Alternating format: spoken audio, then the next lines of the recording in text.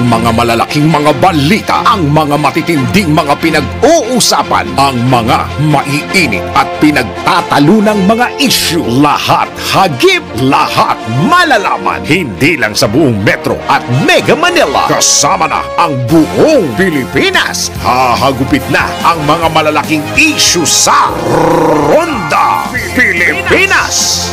Live na live sa DWIZ AM Metro at Mega Manila. Naka-live din sa DWIZ News FM Regional Stations. Naka-live din sa Radyo Ronda AM Radio sa Pilipinas. Live ding mapapanood sa Aliw 23 Free TV. At naka-live din sa lahat ng DWIZ Digital News accounts, Facebook, YouTube at DWIZ News website.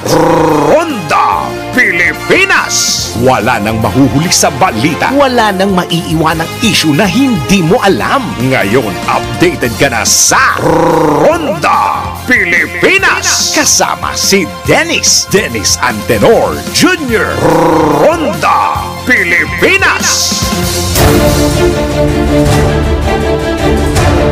Narito na mga headlines para sa Ronda Pilipinas. Ronda Pilipinas. Mga manggagawa hindi dapat paasahin ng Senado sa 100 pesos na dagdag sweldo ayon sa isang kongresista. Ronda Pilipinas. Panukalang legalisasyon ng marijuana kaugnay sa medical cannabis use suportado ng Kalinga Provincial Government. Ronda Pilipinas. Presyo ng gulay sa ilang pamilyan patuloy sa pagbaba. Ronda Pilipinas. Balita sa ibayong dagat, 3 patay sa pamaril sa Minnesota, USA. Ronda Pilipinas. Balita pabalakasan, nag-stick to coaches sa plan dahilan ng pagkapanalo ng San Beda kontra Enderun. Ronda Pilipinas. Balitang showbiz, samahang Gomburza nanawagan na palayain ang filmmaker na si Jade Castro at mga kasamahan nito. Ronda Pilipinas. At mamaya sa NBI, nagbaba sa hindi tamang babaan.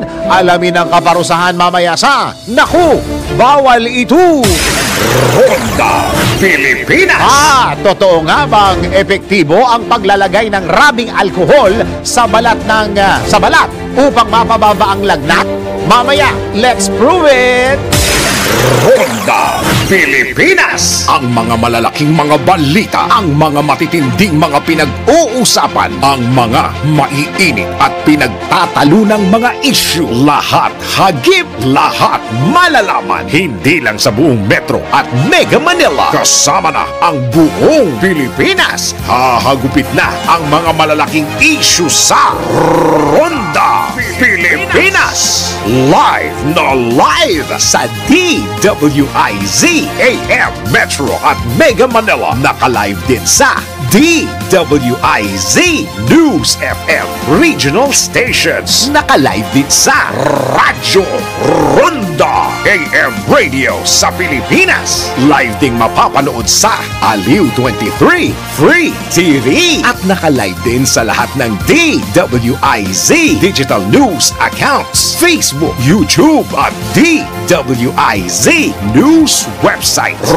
Ronda Pilipinas. Wala nang mahuhuli sa balita. Wala nang maiiwanang issue na hindi mo alam. Ngayon, updated ka na sa Ronda Pilipinas. Kasama si Dennis Antenor Jr.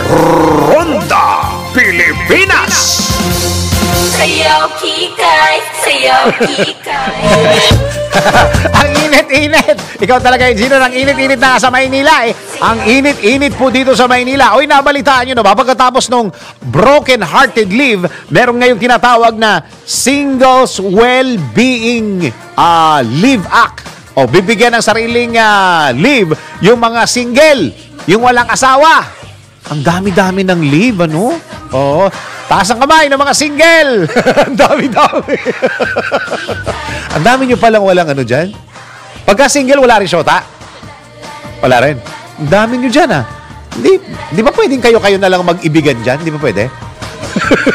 Magandang araw Pilipinas, Luzon, Visayas at Mindanao. Magandang araw Pilipinas. Live na tayo sa DWIZ AM Metro and Mega Manila.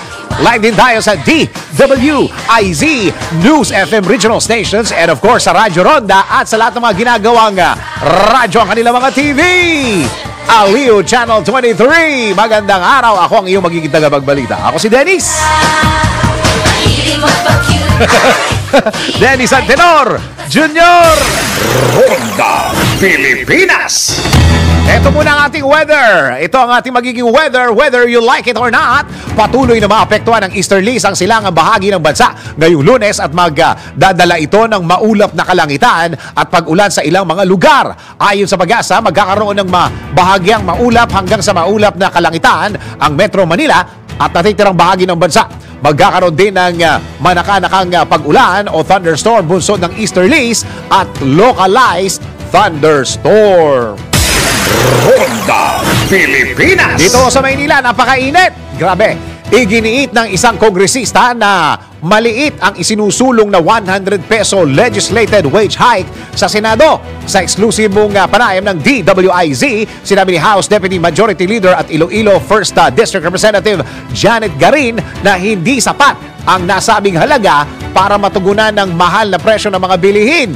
Kaya dapat ayaw nila ng 100. Ito gusto nila 350 pesos ang dagdag sahod ng mga manggagawa. Gayunpaman, dapat anyan na balansihin ang interes ng mga manggagawa at mga negosyante. Lalo't karamihan sa mga negosyo sa bansa ay kabilang sa micro, small at medium enterprises. Base doon sa estimated na datos, 95% ng kumpanya sa Pilipinas, 95 to 98% ng mga kumpanya ay hindi kakayanin.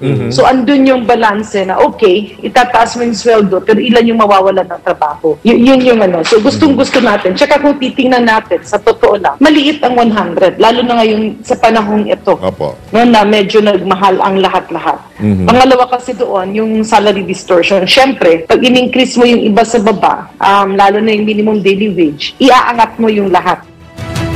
Iginig pa ni Congresswoman Garin na hindi solusyon na itaas lamang ang sahod ng mga manggagawa, bagkus ay dapat gawing investor-friendly ang bansa. Kaya nga, ang tanong doon, solusyon ba na magtaas lamang ng sweldo? Or ang solusyon ay talagang unang-una, gawing investor-friendly ang Pilipinas. Buksan natin yung ating bansa sa mga foreign investors. Pangalawa, bawasan yung ang daming red tape. Samantala, nangangamba naman ang kongresista na maaaring pinapaasa lamang ng Senado ang mga manggagawa sa kanilang panukalang 100 peso wage hike. Maganda talaga ang layunin ng batas, no? Pero minsan kasi andun tayo sa sabihin na natin, maraming mga batas na magandang pakinggan pero hindi naman nagiging totoo. So mas mahirap yung pinapaasa natin yung ating mga manggagawa. Pagkatapos may kita naman natin na hindi naman pala, ang dami na ng unfunded loss. At ngayon medyo nagiging problema yun dun sa mga gustong magnegosyo. Parang si Congresswoman na gumagawa ng bagong gulo. Tinig ni House Deputy Majority Leader at Iloilo, the 1st District Representative Janet Garin sa panayam ng DWIZ. Si Dennis Antenor Jr. Ronda Pilipinas. Eto na, tanggap tayo ng isang report.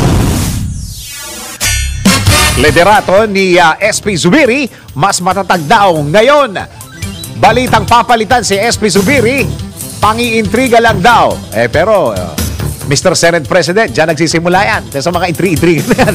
Alamin natin ang report ni Patrol 19, Sally Ortega Bueno. Ati Sally, go! Pangintriga at taktika lang down ng mga gustong i-destabilize ang Senado ang balitang planong palitan si Senate President Juan Miguel Zubiri.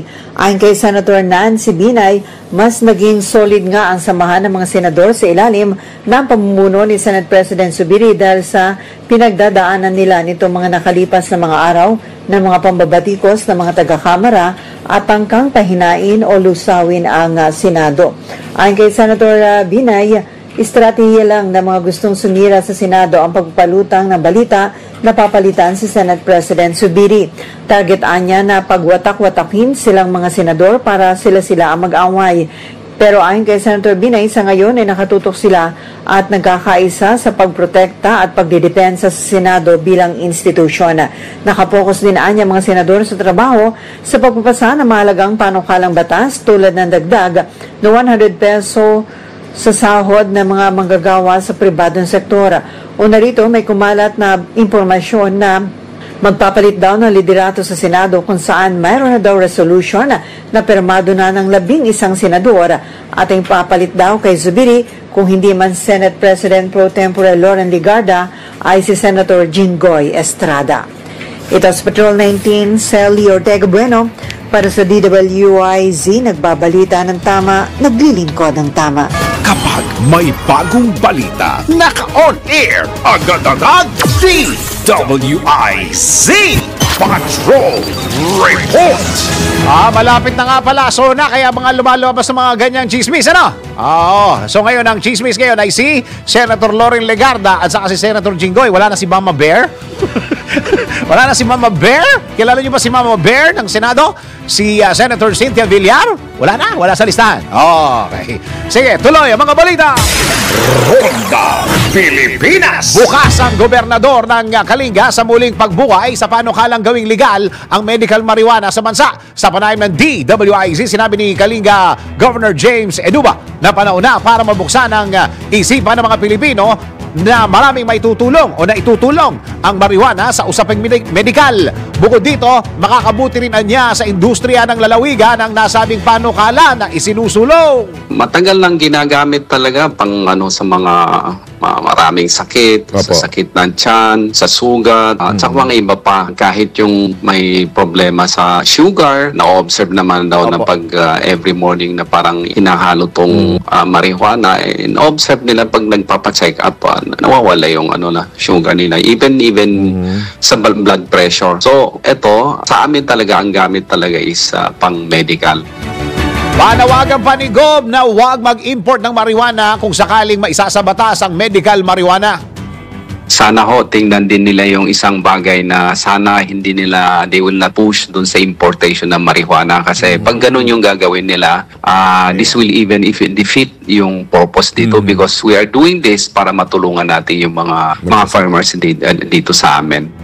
Yan po tinig ni Kalinga Governor James Eduba sa panayam ng DWIZ. Ronda Pilipinas.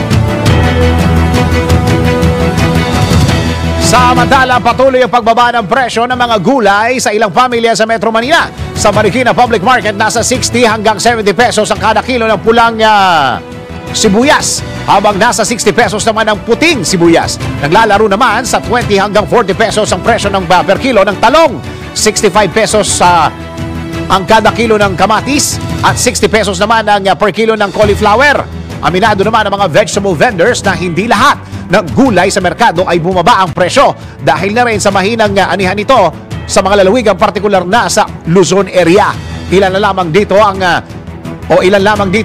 spring onions na nanatiling sa 48 hanggang 50 pesos kada kilo, habang nasa 130 pesos naman ang lettuce. Hindi rin gumalaw ang presyo ng carrots na nasa 60 pesos pa rin per kilo, habang nasa 80 pesos kada kilo naman ang presyo ng kada kilo ng patatas. Si Dennis Antenor Jr. Ronda Pilipinas. Tanggap tayo ng report. DA na mahagi ng tulong sa mga magsasakang naapektuhan ng masamang panahon sa Caraga Region. Alamin natin ng Reporting Patrol 30 Jelly Mendez. Jelly, go! Namahagi ng tulong sa mga magsasakang naapektuhan ng masamang panahon sa Caraga at Davao Region ang Department of Agriculture. Matatandang nakaranas ng weather disturbances ang dalawang rehiyon dahil sa northeast monsoon o hanging amihan, shear line at trough ng low pressure area. Pinangunahan ni Agriculture Secretary Francisco Chu Larel Jr. at Pangulong Ferdinand Marcos Jr. ang distribusyon ng farm inputs at iba pang kagamitang pangsaka sa mga nabanggit na lalawigan. Aabot sa mahigit mahigit 16 na milyong piso na halaga ng bigas, mais at mga gulay ang ipinamahagi sa 16,521 na farmers na naapektuhan ng kabuhayan bunsod ng pagbaha at pagguho ng lupa. Bukod sa dalawang lugar, nagbigay din ng 3.2 million pesos na halaga ng mga bigas at binhi ang DA Regional Field Office sa Caraga Region para sa mga apektadong magsasaka sa probinsya ng Agusan del Sur, Agusan del Norte, Dinagat Islands, Surigao del Sur at sa Surigao del Norte. Layo ng hakbang na muling makabangon ang mga magbubukid matapos padapain ng masamang panahon. Sa kasalukuyan, nasa mahigit 359.8 million pesos na halaga o katumbas ng 15,792 na ektaryang lupain ang nasira o winasak ng weather disturbances sa Davao at Caraga Region. Kabilang na ang 753 na metric tons ng palay, mahigit 2,000 metric tons ng mais at 608 metric tons ng high-value crops. Ito si Patrol 30 Jelly Mendez nag-uulat para sa impilang may todong lakas sa DWIZ. Nagbabalita ng tama, naglilingkod ng tama. Kapag may bagong balita, naka-on air, agad-agad, DWIZ Patrol Report. Nalilito at saka naguguluhan ng ilang miyembro ng Kamara sa sistema ng Senado. Bunso nito ng magkaiba umano ang ginagawa ng ibang senador sa pahayag ni Senate President Juan Miguel Zubiri na tatapusin ng Charter Reform Resolution sa Marso at ceasefire sa World War sa pagitan ng dalawang kapulungan. Ito umano ang dahilan kaya't napatanong sina Congresswomen Geraldine Roman ng 1st District ng Bataan at Janet Garin ng 1st District ng Iloilo kung meron bang leadership vacuum sa Senado. Ayon kay Roman, malinaw na si House Speaker Martin Romualdez ang nagtitimon sa Kamara at nag-uutos sa chairman ng Rules Committee na si Majority Leader Manix Delipe. Gayunman, kinwestiyon ni Roman kung sino kina Zubiri at Senate Majority Leader Joel Villanueva ang nasusunod sa mataas na kapulungan. Ronda Pilipinas! Akala ko ba ceasefire na yan? Tuloy-tuloy pa rin pala. Ipagpapatuloy ngayong araw ng Senate Committee on Women, Children, Family Relations and Gender Equality ang investigasyon sa mga aligasyon ng pang-abuso ni Kingdom of Jesus Christ leader Pastor Apollo Kibuloy. Gayunpaman, hindi pa rin haharap sa pagdinig ang naturang leader. Hindi pa nalalagdaan ng sampina laban dito. Bagamat nangako naman si Senate President Juan Miguel Zubiri na napipirmahan ito siya mismo. Ayon kay Senator Risa Ontiveros, chairperson ng nasabing komite, bagamat nakaranas ng pananakot ang mga naunang testigo, meron pa rin mga panibagong witness na haharap sa isasagawang pagdinig. Una rito sinabi ni Senator Ontiveros na meron ding nagtangka na tumistigo, ngunit ang intensyon ay ipahiya ang komite. Kaya nag-iingat na anya sila sa pagsusuri at pagtanggap ng mga witness. Si Dennis Antenor Jr. Ronda Pilipinas. Samantala, tanggap tayo ng isa pang report. Mga kalsada sa paligid ng Manila Police District Headquarters pansamantalang isasara sa paggunita ng kanilang ika-133 anibersaryo. O Tagalog ha. Alamin natin ang report ni Patrol 5 ay Bangko. Kuyaya, go! Nag-abiso na ang pamunuan ng Manila Police District o MPD hinggil sa isasarang kalsada sa mismong headquarters nila sa UN Avenue, Ermita, Maynila ngayong umaga. Sa isang panayam kay MPD PIO Chief Major Philippines, isasara magkabilang bahagi ng UN Avenue mula Taft Avenue hanggang San Marcelino ng alas 7 ng umaga. Ito'y dahil sa ilang mga aktibidad at programa may kaugnayan sa ika-123 anibersaryo ng Manila Police District. Ayon kay Major Ines, inaasahan na darating ang ilang matataas na opisyal ng Philippine National Police at mga pinuno ng ibang distrito ng pulisya.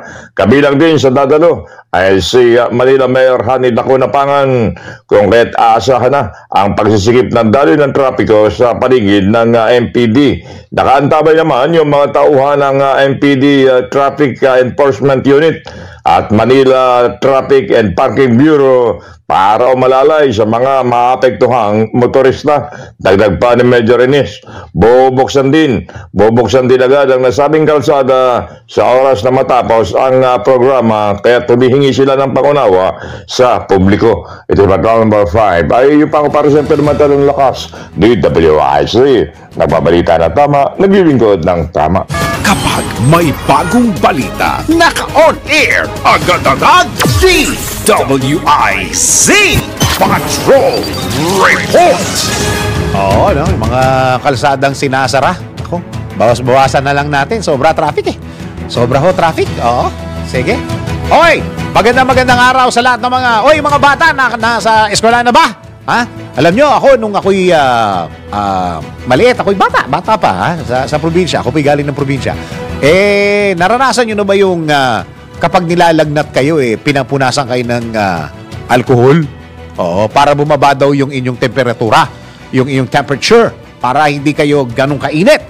Totoo nga bang epektibo ang paglalagay ng rabing alcohol sa balat upang mapababa ang lagnat? Actually, hindi lang pang bata yan eh. Di ba nakikita ko rin yan sa mga matanda eh. Tara, pag-usapan nga natin yan.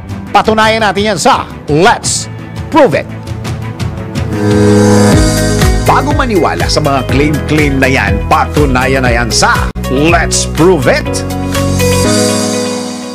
Madalas dinadampian ng mainit na tubig na may alkohol ang tuwalyang ipinupunas natin sa ating katawan kapag tayo ay nilalagnat. Sapagkat ayon daw sa tradisyon, ito daw ay makakatulong na mapababa ang lagnat. Totoo nga ba ang claim na yan? Tara, let's prove it! Ayon sa verywellhealth.com na ang pag-a-apply ng rabing alkohol ay hindi nakakapagpababa ng lagnat. Bagkus ito ay delikado dahil ang rabing alkohol ay mabilis na nag-evaporate pagkatapos mailapat sa balat at ito ay maring magdulot ng panginginig. Dagdag pa sa NewYorkTimes.com na ang isopropyl alcohol ay mabilis na nasisipsip ng balat at maaari itong malanghap ng ilong na magdudulot naman ng alcohol poisoning at iba pa. Ito ay napatunayan sa pamamagitan ng naitalang data kung saan ang ilang bata ay na-comatose at ilang adults ay nakaranas ng cardiac at neurological problems. Kaya naman, ipinapayo ng mga eksperto na mas mabuting lagyan ng lukewarm water ang tuwalya at ilagay ito sa noo at mainam na kumonsulta sa doktor para mabigyan ng tamang gamot. Yan, so be guided accordingly. Yan. Pero alam nyo, yung mga alcohol na yan, dala-dala ho yan ng mga magaling sa sports. Ito speaking of sports, mga kaastig, handa na ba kayo for the next level ng saya sa paborito ninyong sports? Sa Arena Plus, astig sa sports, siguradong magpapabago sa paraan ng inyong pag-enjoy sa mga paborito ninyong laro. Pwede mong i-stream ang live games ng local at international sports sa internet at inyong mobile phone sa mga telepono ninyo. Maging up-to-date sa latest score sa libo-libong games worldwide. Kasama dyan ang PBA, kasama dyan NBA, PBL, ano ba? Soccer, basketball, volleyball, kasama boxing at marami pang iba. But that's not all. Kasama sa magbibigay ng saya sa inyong gaming experience ang official astig endorsers na sina Scottie Thompson at sina NBA star Jordan Clarkson. Kaya ano pang inaantay nyo? Download Arena Plus app now in App Store or Google Play. You can watch it also sa arenaplus.ph. Sa Arena Plus, astig sa sports. Keep it fun. Game responsibly. Ronda Pilipinas. Tuloy-tuloy mga balita at impormasyon sa Ronda Pilipinas. Alam naman natin, parang last week ba pinag-uusapan to, di ba? Yung 100 peso increase across the board. Yung mga sweldo na manggagawa, nationwide ito, Okay, so, kakayanin ba ito? Baka ibig sabihin ito, maraming mga manggagawa ang tataas ang sweldo at ang purchasing power nila ay tataas din. Pero maraming nangangamba na kapag ka tumaas yung inflation, ganun din. Oo. Alamin nga natin, teka muna, nasa linya po natin ng si Mr. President, ang presidente po ng Confederation of Employers Confederation of the Philippines, di ko nabasa, ECOP. Nasa linya po natin si Mr. Sergio Ortiz Luis. Sir, magandang araw po. Ay, magandang araw sa iyo, Dennis, at sa ating mga nanonood. Sir, alam mo, hanggang ngayon, ito, pwede ko sabihin sa iyo ito, na every time na nakikita ko at sinasabi ko yung pangalan mo, talagang parang ang dating artista, no? Sergio Ortiz Luis. Parang di ba? Parang artista sa pelikula. Parang talagang dugtong-dugtong siya, sir, no? Hello? Nawala yata si Sir. Hello, yes. Ganda-ganda lang ako. Okay, hindi ko kagandahan ang ating pag-uusapan ngayon na Sir Sergio, third and final reading na po ang ginagawa ng Senado dito sa 100 peso across the board wage increase. Matagal na ho itong balita nito, parang mga 2 weeks ago o last week medyo umingay ito. Ano ho ang sinasabi ng mga miyembro po ninyo tungkol po dito sa issue na ito? Well, actually, hello? Yes, go ahead po, sir. Go ahead po. Gumawa kami ng letter sa kanila. Apo. Signed by, I think, 16 associations, lahat ng major associations sa Pilipinas, pati na yung foreign chambers, yung American chambers, pati na yung European chambers, telling them, at meron mga gusto pa, pero magsusumali mga farmers association, mga drivers, Apo. kasi epektado sila indirectly. Apo. Ang sinasabi namin, bakit walang ekonomista, walang even yung mga economic managers natin, Apo. iba sinasabi nila, pati nga yung the other day, pati secretary sinasabi ni na inflationary yan, ni secretary lumabas sa dyaryo. Even yung secretary ng labor, ingat-ingat sa pagsasalita. Pero sinasabi niya, hindi dapat sundin yung tripartite wage board dahil yun ang talagang, yun ang pinag-aralan talaga at tanto talaga yung representasyon mabuti. Alam mo kasi, hindi na, medyo madalian yung mga hearing ng ito mga huli naman dito sa plenaryo. Mabilis nga, oo. Ala namang natawag sa mga tinawag, pero maliwanag naman sa mga tinawag namin, ay mga proponents lang ang ayon, pero lahat ng ibang tinawag, sinasabi yung debate effect of that. Unang-una, ang isang dapat malaman, kaya yung mga farmers, sumusulat namin, bakit doon hindi sila sinamaro sa letter, at gusto ginagawa ng sarili aksyon. Ang mga nasa labor market natin, nasa 50 to 52 billion Yan ang apektado lang ng basic increase yung sinasabi natin nasa formal sector, which is 16%, pero 10% lang yung minimum wage earner. So pag sinabi mo across the board, tutumbukin pati yung mga supervisor, general manager, presidente, sama sila, plus yung resulta yung distortion ng salary, baka abot na 16%. So basically, it's about mga 4.8 million up to mga 7 million plus ang mabibiyayaan kung magbibigyan ng 100. Apo. Yung 47 billion na karamihan sa informal market, walang tatanggapin yun, walang mga employers yun Okay. Sino ba yung mga yun? Yung mga farmers, Fisher Fox, yung mga drivers, cycle drivers, jeepney drivers, pedicabs, yung mga market vendors, mga ambulant vendors sa kalye, yung mga small business na family business. Yes, sir. So 84% yun at least. Yun ang walang tatanggapin.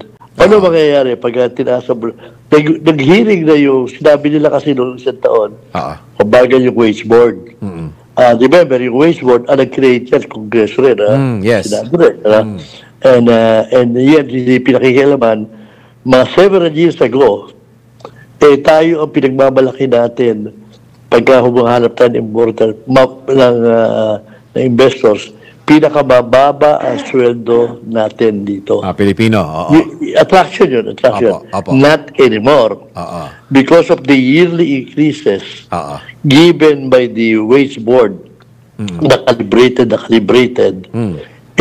Pinakamataas tayo kung hindi mo pinakamataas, pangalawa sa pinakamataas. Dito sa part of the world. Ano? Opo. Yung ba yung sasabihin natin na hindi tamang proseso? Alam mo, ang pinakatamang proseso pagtataas sa mga developed countries, collective bargaining. CBA, collective bargaining natin dito, hindi nagpo-progreso dahil konti lang yung organized. Ano? Pangalawa, yun ang mga organized na collective bargaining, kalaran ng financial statement, maliwanag na maliwanag, mga marginal operations ng karamihan. Ano?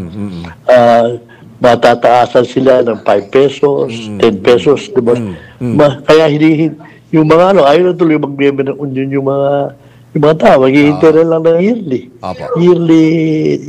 ng wage board. Mas malaki yung mga natatanggap.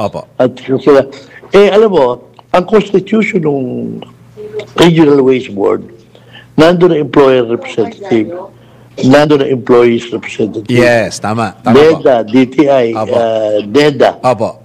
Hinihimay mabuti yan. At kaya...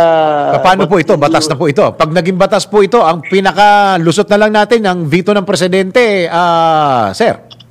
Hindi, dapat sa lower house siya. May version pa ang lower house. Pero parang mabuti na nasabi ninyo. Kasi may sinasabi po yung isang kongresista kanina, no? Si Congresswoman Janet Garin, kulang daw ho yung 100. Gawin daw yung 350. Actually, mag-umpisa ito, 750 ka. Lumumaba na rin pala. Naging 400, naging 150, naging 100.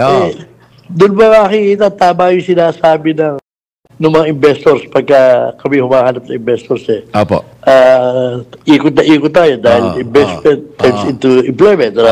Tama. Ang unang sinasabi lang, napaka unreliable na policies ng Pilipinas. Kaya ito best example. Meron kang wage board na naglabas na 15 out of 60 naglabas na. Davao lang hindi naglalabas dahil sa malapit sa nangyari ron. Na delay sila. Naglabas na. Isusupplement mo pa. At sinasabi nga, ano ba ang siniskema nyo? Kung ganyan kadaling palitan yung mga yan, mag-i-invest kami on the basis of ito understanding namin, bigla na lang may papasok ng ganyan, paano kami mag-invest? Nabibili kami sa Vietnam, Thailand, doon kami pumunta. Kaya namin tayo kulilat So mahihirapan, sir, mahihirapan. Palagay po ninyo mahihirapan. Abong reason. At saka, bakit lahat na ekonomista sinasabi huwag gagawin yan, go warning? Bakit ganun? Oo nga. Sila iyan, dapat siya bigyan ng priority yung economist. Hindi, nagiging political decision Okay, sir. Meron nung sinabi dito si Senate President Juan Miguel Zubiri. Sabi po niya, kakayanin daw ho ng mga negosyante ito dahil under the CREATE law, yung corporate income tax daw po from 33% naging 20%. Ito sasabihin ko. Go ahead po. Ang constitution ng ating enterprises, yung formal sector lang pinag-usapan natin, pag-usapan yung informal 90% yan micro. Tama po. 8% is small. 1% yung medium. Yung large, less than 1% pa. Yung medium at large, yan, wala akong duda yan. Kakayanin yan. Maaring tama yung sinasabi, bawas lang sa kita yan. Pero yung mga yan, ang binibigay ng mga sweldo, mas mataas pa sa hinihingi ang problema natin, yung micro na 90% at many of the small. Alam mo, yung micro natin, nung mag-pandemya, mahigit kalahati nagsare. Tama po yun. Pero mga nagbukas ngayon, mga bago yung entrance siya, ganyan naman talagang maraming sa micro pasok, after 2 years, sasarap, bubukas yung yung gano'n, malaki yung turnover. Pero, yung mga yan, nung nakaraang 2 Christmas, kahit na Christmas bonus, hindi mabayaran yan nung lumabas itong, desisyon ng wage boards, binubuno nila yan. Yung 30 to 60 pesos yung increases Yan ba, hirap na hirap sila o nag-aaral sila. Yung 100 sinasabi, dadagdag mo ron, 20% sweldo yan. Ito, hirap na yung mga ito. Paano mo sasabihin kaya? Sinasabi natin, may tax break yung malalaki. Fine. That's fine. Ito, ano tax break to? Di ba kumikita ito mga ito madami dito, marginal pa. Ano benefit doon? May pa isa sinasabi, yung isa pwede naman daw pumasok doon sa banglo. Alam mo may yung small business alam mo, bumasok doon namatay yung loan na, kagandang loan Hindi naman in-implement ng mga LGU dahil mawawala sila nakita raw. So, wala na pumasok, a few thousand. So, in short, ang hinihirit mo rito, aside from the fact na makakasama 84% na hindi naman mabibigyan pagka ng inflation, itong maliliit na to, tsaka yung mga alam mo, kung nagtaas na ganyan kalaki sweldo, anong gagawin ng mga tao? Ala naman kung sa productivity yan. Walang connection sa benta, walang connection sa kita. Ang gagawin, ipapatong yung presyo. Yung sa produkto. Para mabawi nila. Sa kung taasan, hindi na kaya ng merkado, hindi na mabibenta, hindi mo na pwede sunugin yung produkto mo kumisan. Ang bumabawas ng tao. Inflation na naman yan, sir.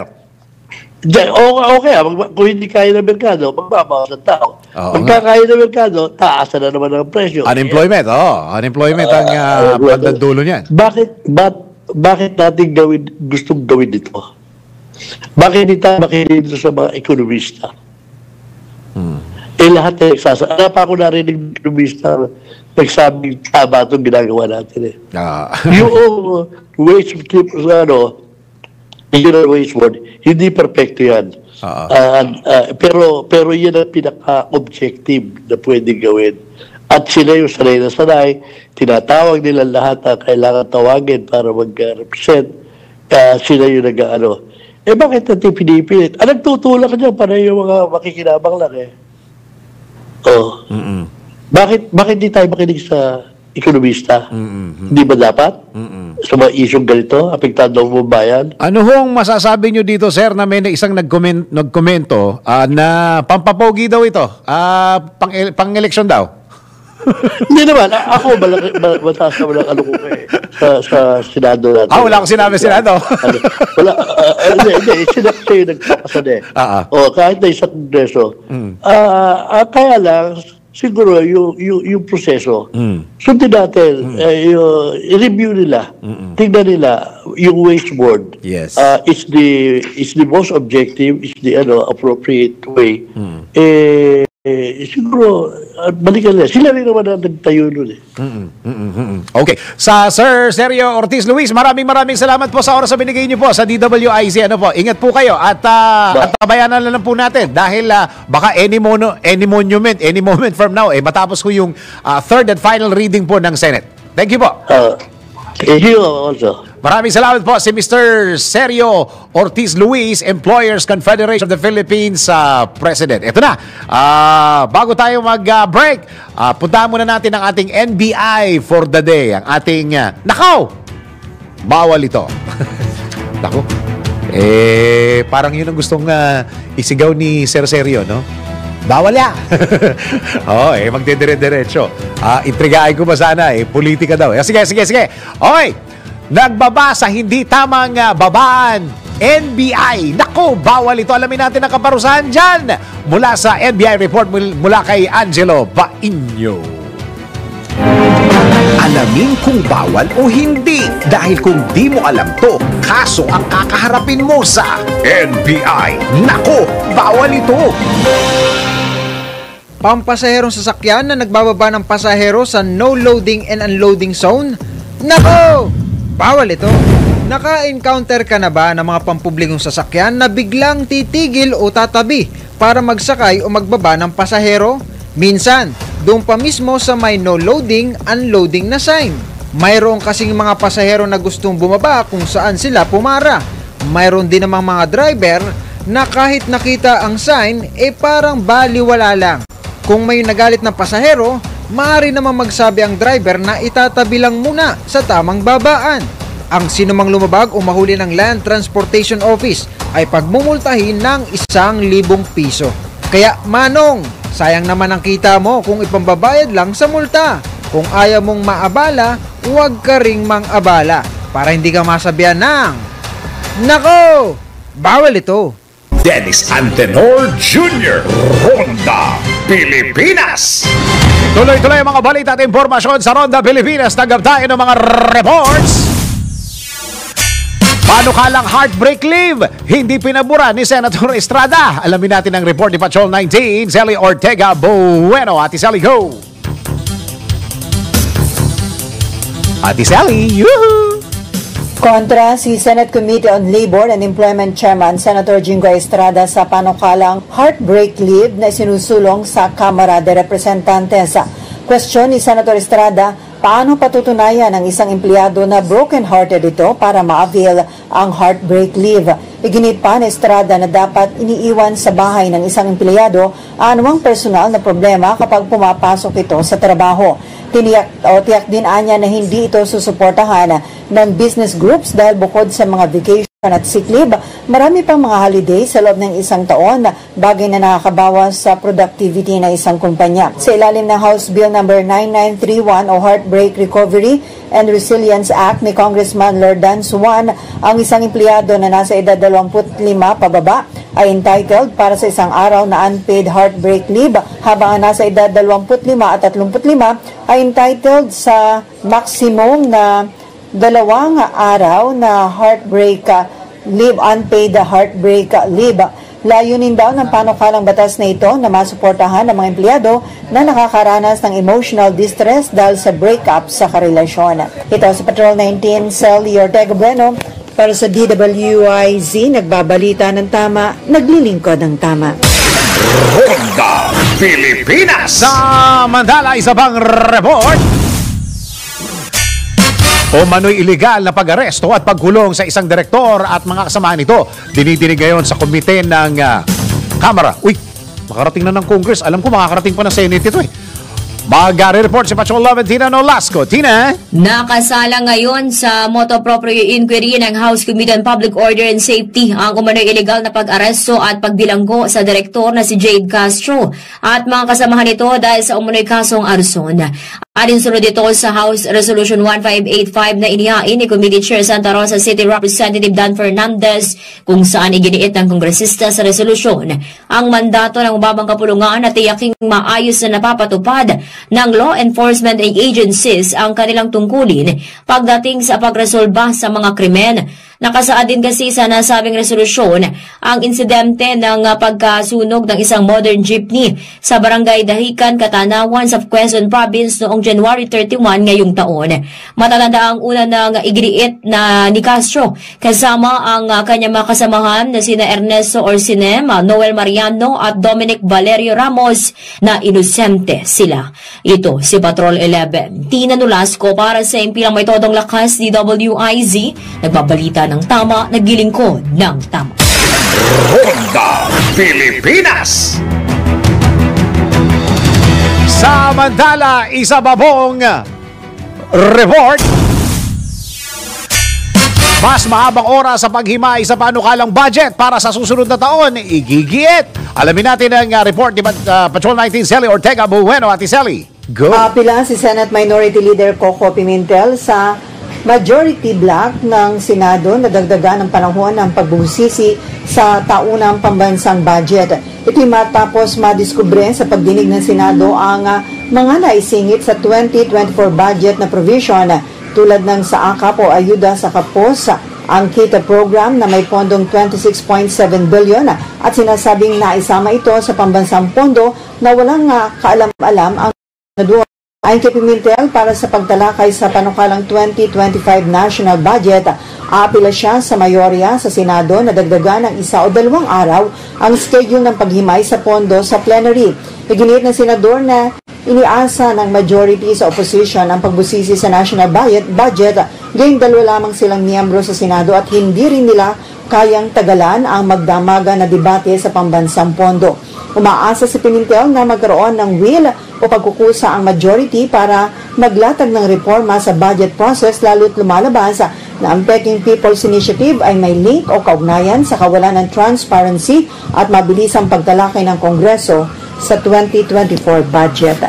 Ito sa Patrol 19, Sally Ortega Bueno para sa DWIZ, nagbabalita ng tama, naglilingkod ng tama. Kapag may bagong balita, naka-on air, agad-agad, DWIZ Patrol Report.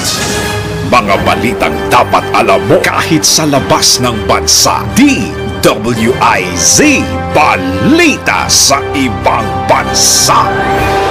Patay ang 2 pulis at 1 bumbero habang isa naman ang sugatan sa pamamaril sa Minnesota, USA.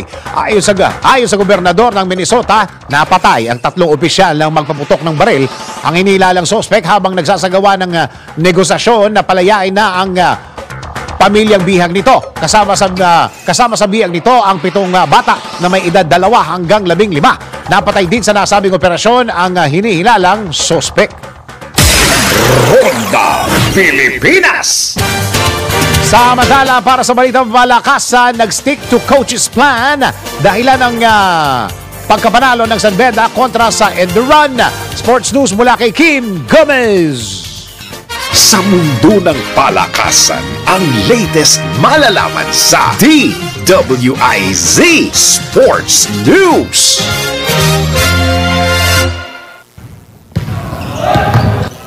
Hindi nagpatinag ang powerhouse team na San Beda Red Lions sa home court team na Enderun College's Titans at naipanalo ang laro sa score na 68-62. Kahit nasa adjustment period ang Enderun dahil sa kanilang mga bagong recruit, nasasabayan nila ang play style ng San Beda. Sa pagpasok ng fourth quarter, lamang na sana ang Titans, ngunit nakapag-reset ang Red Lions sa 5-minute mark at muli nilang nakuha ang lamang hanggang sa manalo. Ayon sa best player na si Colin Dimaculangan na kumana ng 12 points, bukod sa determinasyon ng team, isa sa mga factors ng kanilang pagkapanalo ay ang kanilang disiplina at willingness na makinig sa game plan ng kanilang head coach na si Andre Santos. Sa ngayon, mayroon ng 3 wins at 2 losses ang San Beda Red Lions, kung saan tie sila ng College of St. Benilde sa standings. Maaaring mapanood ang selected games ng Season 2 ng Pinoy Liga Next Man Cup dito sa Aliw Channel 23. That portion was brought to you by Arena Plus. Sa Arena Plus, astig sa sports. Download Arena Plus app now in App Store or Google Play. You can watch it also on arenaplus.ph. Ronda Pilipinas. Ito na ang latest, bagong-bago, fresh na fresh. DWIZ Showbiz News. Para sa ating showbiz, sa maanggong bursa na nawagan na palayain ng filmmaker na si Jade Castro at mga kasamahan nito. Showbiz sa balita mula kay Anton.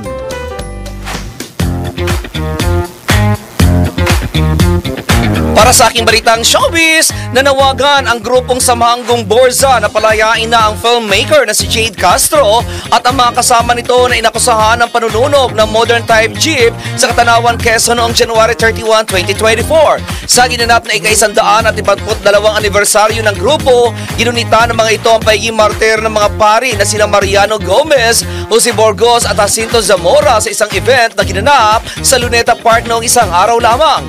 Kasabay nito ang panawagan ng grupo na palayain ang direktor at ang mga kasamahan nito dahil kitang-kita umano sa CCTV na nasa Mulanay, Quezon ang grupo na mangyari ang insidente. Ngunit nanindigan ang PNP na may sapat na dahilan ang ginawa nilang warrantless arrest sa grupo dahil na-aresta umano ang mga akusado habang tinutugis ang mga ito. Ayon sa PNP, ang sasakyang ginamit ng mga nanunog sa modernized jeepney ay ang sasakyang ginamit din ng grupo ng direktor. Sa kasalukuyan ay nakabilanggo pa rin ang grupo ni Direk Jade sa Katanawan, Quezon, kung saan nanindigan ng mga ito na inosente sila sa kasong ibinibintang sa kanila. Kaugnay nito, bukas naman kami para sa panig ng mga taong nabanggit. At yan, aking balitang showbiz para sa impilang may todong lakas, DWIZ. Ako si Anton, nagbabalita ng tama, naglilingkod ng tama. Ronda Pilipinas. At bago tayo magpaalam, tayo may patama quote of the day. Ang ating patama quote of the day ay, kapag may itinanim, may aanihin. Naku, magagalit yung mga magsasaka dito.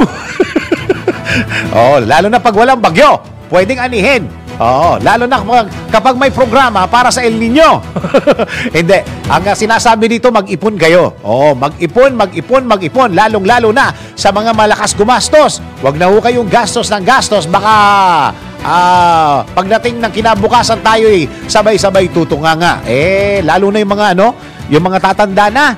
Oo, huwag na tayong umasa sa ating mga anak. Mag-ipon na po tayo at matuto tayong mag-invest at para magtrabaho ang ating mga pera para sa atin. Okay? Yan po kabuuan ng mga balita at impormasyon sa Ronda Pilipinas. Tabayanan po ang susunod na programang Yes, Yes, Yo, Topasyo with Doc She Lejano. Maraming salamat, Pilipinas. Ako ang iyong naging tagapagbalita. Ako si Dennis Antenor Jr. Nagbabalita ng tama, naglilingkod ng tama. Ang mga malalaking mga balita, ang mga matitinding mga pinag-uusapan, ang mga maiinit at pinagtatalunang mga issue. Lahat hagip, lahat malalaman. Hindi lang sa buong Metro at Mega Manila. Kasama na ang buong Pilipinas. Hahagupit na ang mga malalaking issue sa Ronda Pilipinas. Live na live sa DWI.